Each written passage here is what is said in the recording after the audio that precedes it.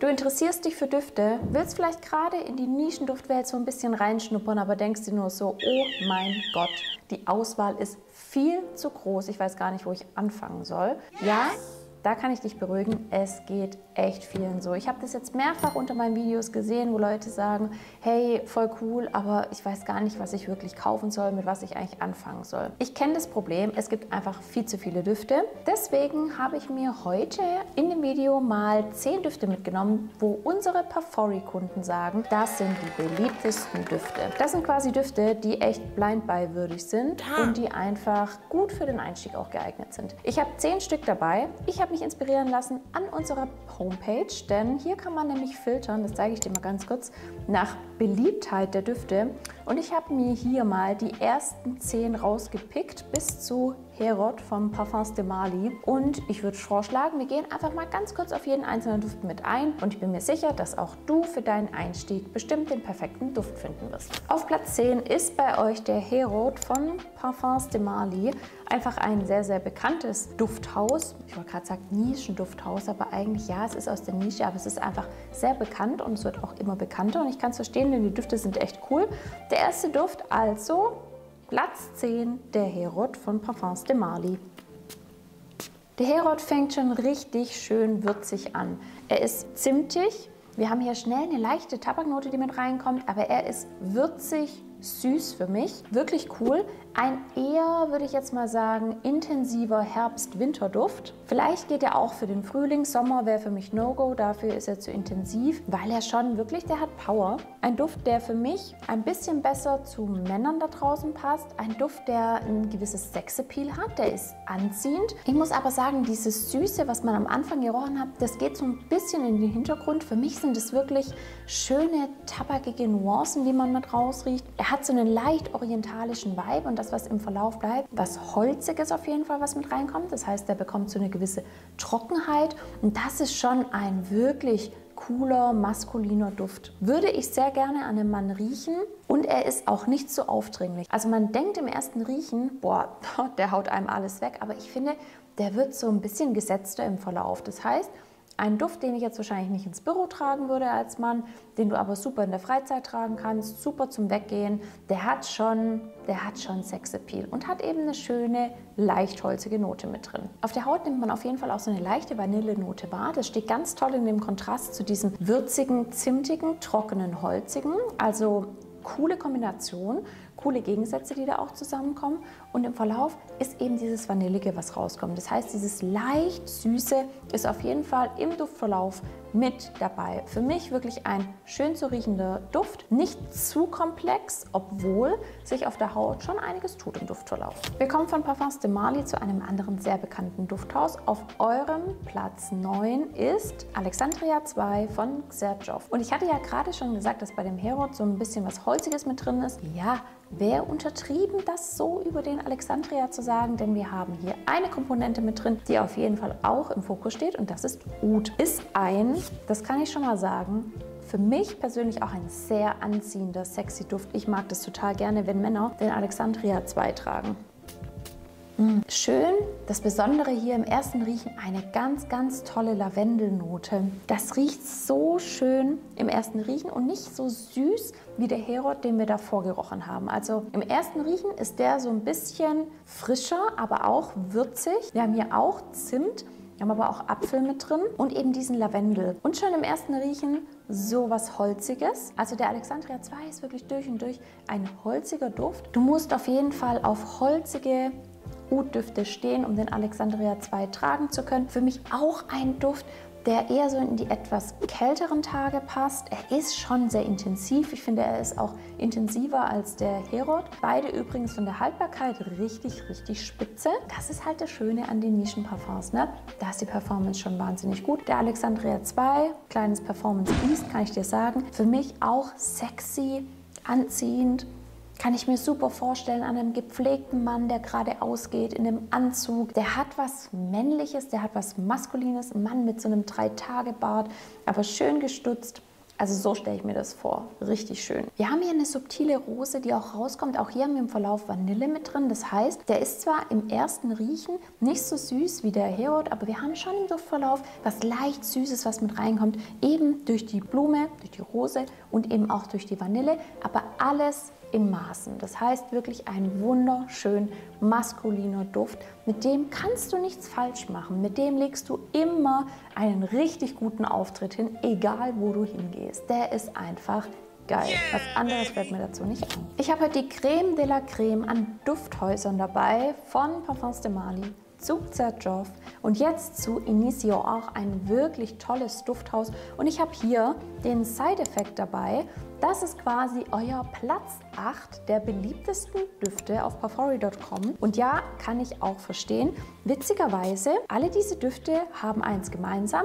Sie haben was Würziges, was leicht Orientalisches und Zimt ist auf jeden Fall überall mit drin. Auch bei dem Side Effect. Der ist auch im ersten Riechen süß, würzig, orientalisch und eine Besonderheit bei dem Side Effect, wir haben hier so eine leichte Gourmand-Note auf jeden Fall auch mit drin. Wir haben hier Rum mit drin, wir haben auch Vanille mit drin und das macht den Duft schon so ein bisschen gourmandig, toll, würziger, auch intensiver Duft, auch ein Duft, den ich jetzt nicht an heißen Tagen tragen würde. Also dafür wäre er mir zu intensiv. Der ist auch verrucht sexy. Also ich muss schon sagen, liebe Parfumeries da draußen, ihr steht auf die Düfte, die ballern und auf die Düfte, die schon sexy und anziehend sind. Ich weiß ja nicht, was ihr so den ganzen Tag treibt, aber der Side Effect gehört auf jeden Fall auch in diese Reihe mit rein. Was bei dem Side Effect dann wirklich rauskommt, ist eine schöne alkoholische Rumnote. Es ist eben alkoholisch, aber auch leicht süß.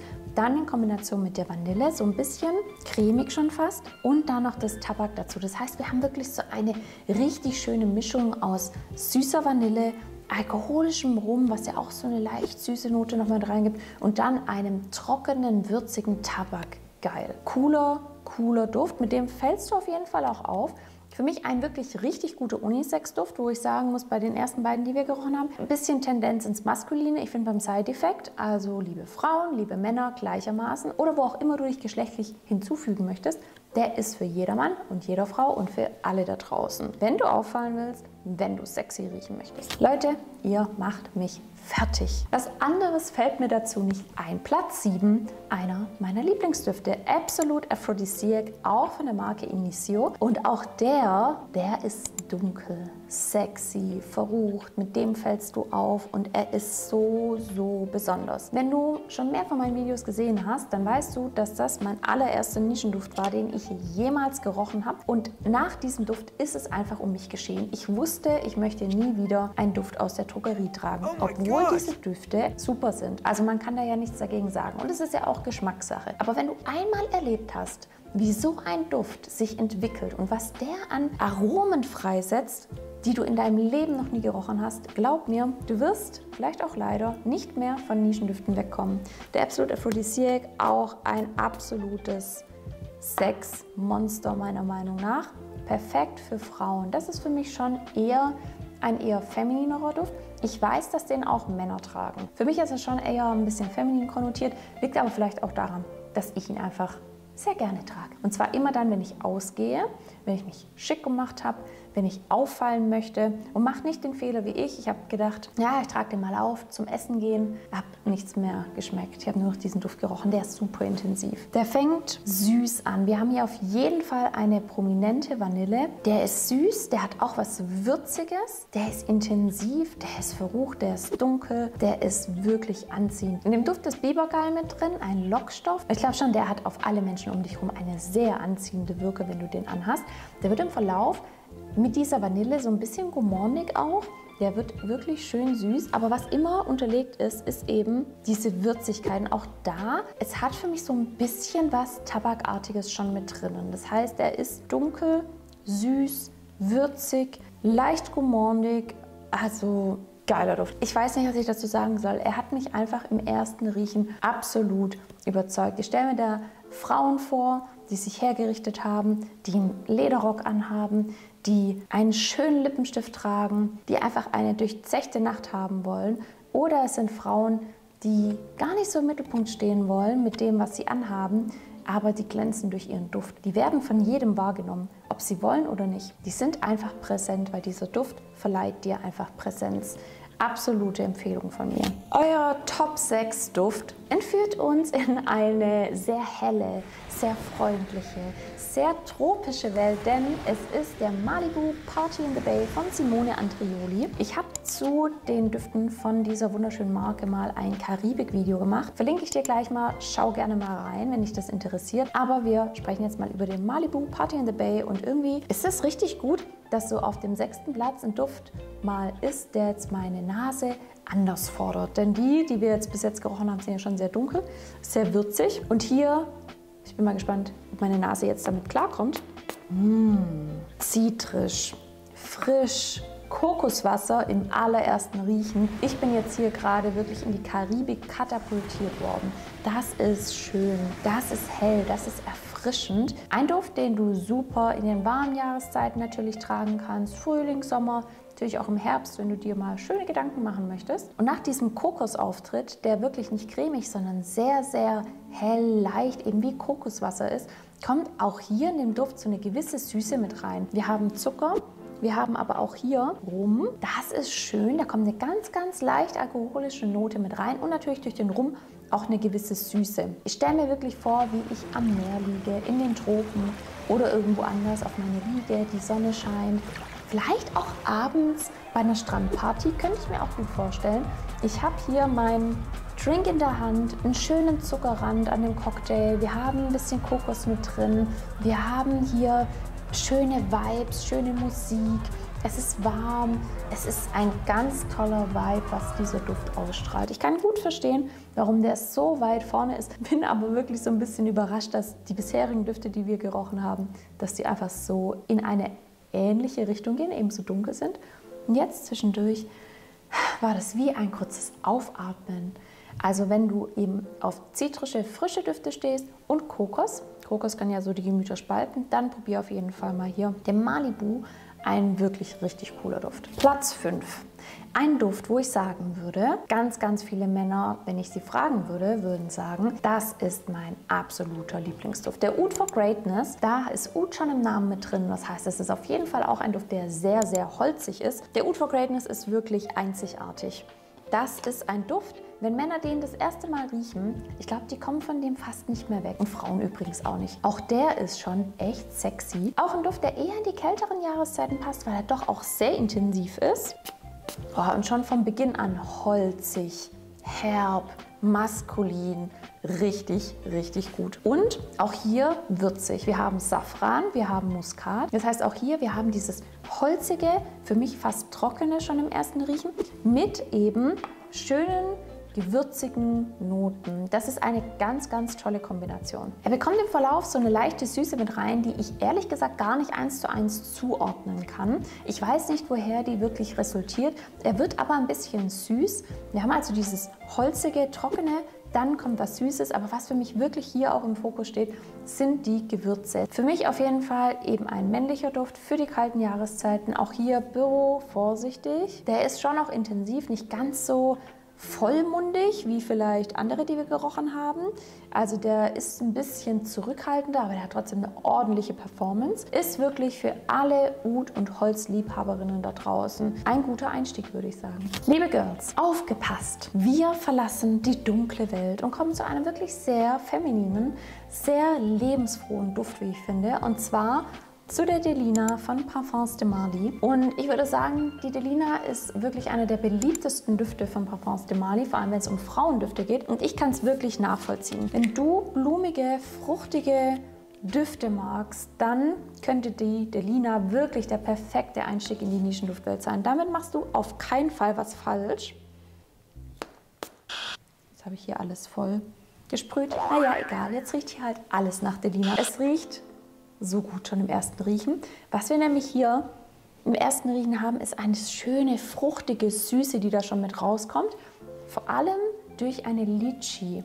Das ist auch die Besonderheit an diesem Duft. Eine wunderschöne Litschi-Note. Und im Hintergrund haben wir was Leichtes, Saures für mich aus dem Rhabarber. Auch wenn ich den jetzt nicht mega präsent wahrnehme, finde ich, das ist im ersten Riechen was auf jeden Fall Süßes, Fruchtiges, und ganz schnell auch eben eine Süße aus den Blumen. Wir haben hier rosa Rosen mit drin.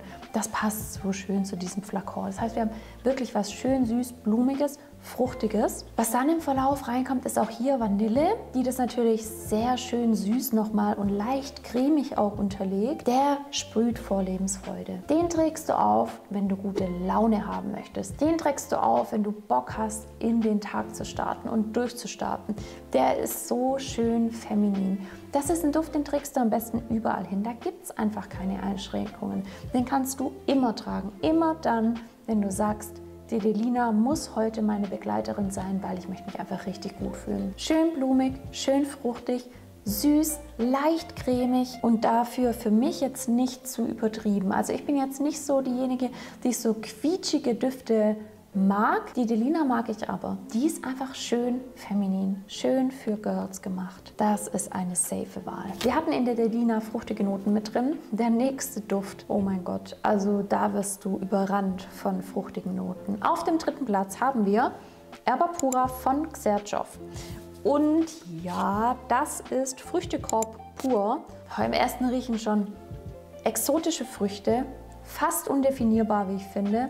Richtig fruchtig, süß, synthetisch aber auch. Das muss man bei dem Duft wissen. Der ist schon sehr synthetisch, der ist intensiv. Bitte, bitte, wenn du dich dafür entscheidest, mit dem Erba Pura zu starten, trag nicht zu viel auf. Ich habe den Fehler bei diesem Duft gemacht. Ich hatte ihn den ganzen Tag in der Nase. Der ist so intensiv. Ja, der ist fruchtig, schön, ja.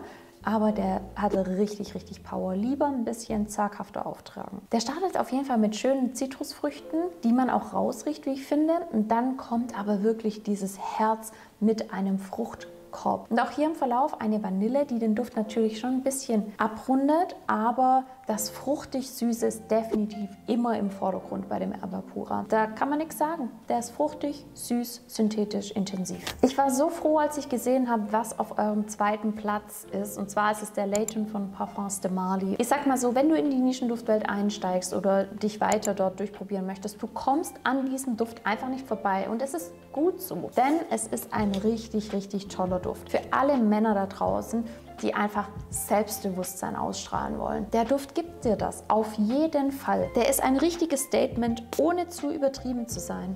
Und das ist doch mal eine Kunst. Wir haben hier im ersten Riechen Lavendel, für mich sehr wahrnehmbar. Wir haben hier aber auch fruchtige Nuancen, mehr Zitrusfrüchte mit drin. Die merkt man, es ist eine schöne Kombination mit dem Lavendel. Der hat einen recht frischen Start für mich, obwohl es schon auch ein intensiver Duft ist. Also auch hier der Layton von Parfums de Marly hat eine Top-Performance. Also da kann man wirklich nicht meckern. Der hat auch einen gewissen Sex-Appeal. Wenn du den aufträgst, dann ist der nicht so, dass die Leute um dich herum denken, oh mein Gott, ey, der hat viel zu viel Parfum aufgetragen, außer du trägst natürlich 10 Sprühe auf. Mach das nicht, okay? Du wirst aber trotzdem auffallen, weil der ist besonders und der sticht raus. Und der sagt den anderen Menschen, du hast Geschmack, du willst ein Statement setzen und du hast was auf dem Kasten. Das ist das, was der Duft für mich ausstrahlt. Ich finde den anziehend, ich finde den selbstbewusst. Ich mag es total gerne, wenn Männer den Layton tragen. Wir bekommen in den Duft eine gewisse Süße mit rein. Wir haben auch Blüten mit drin, aber bitte keine Sorge, der wird nicht feminin.